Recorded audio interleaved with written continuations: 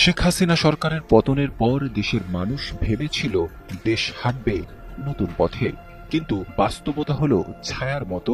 স্বৈরাচারী শেখ হাসিনার রেখে যাওয়া কিছু বিষয় এখনো রয়ে গেছে দেশের গুরুত্বপূর্ণ স্থানে, যা দেশের সাধারণ মানুষের জন্য এক অশনি বার্তা।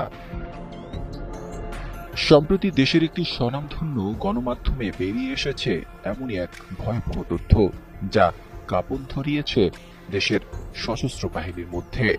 ঢাকার সেনানিবাসের ভেতরে অবস্থিত একটি সরকারি উচ্চ শিক্ষা প্রতিষ্ঠান MIST, অর্থাৎ military institute of sciences and technology, এটি বাংলাদেশের সশস্ত্র বাহিনী পরিচালিত আর শিক্ষাগতভাবে বিউপির অধিভুক্ত।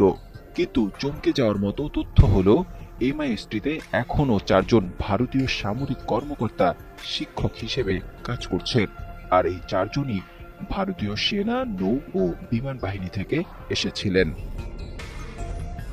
এসব শিক্ষকদের মধ্যে রয়েছে ভারতীয় সেনাবাহিনীর কর্মকর্তা কর্নেল অরিন্দম চ্যাটার্জি, ভারতীয় নৌবাহিনীর কর্মকর্তা লেফটেন্যান্ট কমান্ডার টি গোপীকৃষ্ণ, ভারতীয় বিমান বাহিনীর কর্মকর্তা গ্রুপ ক্যাপ্টেন সিদ্ধার্থ শঙ্কর পাটনায়ক, ভারতীয় বিমান বাহিনীর কর্মকর্তা গ্রুপ ক্যাপ্টেন NA সমান্না।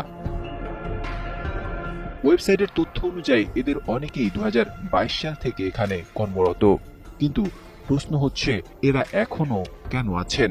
সরকার তো পাল্টে গেছে, তাহলে তারা কোন শক্তিতে এখনো MIST-তে অবস্থান করছেন? বিশ্লেষকরা বলছেন এই কর্মকর্তারা কম্পিউটার সায়েন্স ও ইঞ্জিনিয়ারিং বিভাগে শিক্ষকতা করছেন, আর এ ধরনের বিভাগে সেনাবাহিনীর স্পর্শকাতর তথ্য, নেটওয়ার্ক ও সিস্টেম ডাটা নিয়ে কাজ করা হয়। অনেকেই আশঙ্কা প্রকাশ করছেন এদের মাধ্যমে বাংলাদেশের সামরিক তথ্য গোপনে ভারতে চলে যেতে পারে। অবসরপ্রাপ্ত লেফটেন্যান্ট কর্নেল দিদারুল আলম বলেছেন, শেখ হাসিনার সময় ভারতের র এজেন্টদের বিভিন্ন প্রতিষ্ঠানে বসানো হয়েছিল।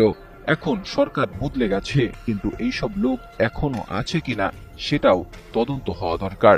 তবে এবার প্রশ্ন আসছে, এই ভারতীয় কর্মকর্তারা কি বৈধ চুক্তির আওতায় আছেন, নাকি তারা এখনো পুরনো আশীর্বাদ পুষ্ট যোগাযোগের মাধ্যমে ভিতরে রয়ে গেছেন?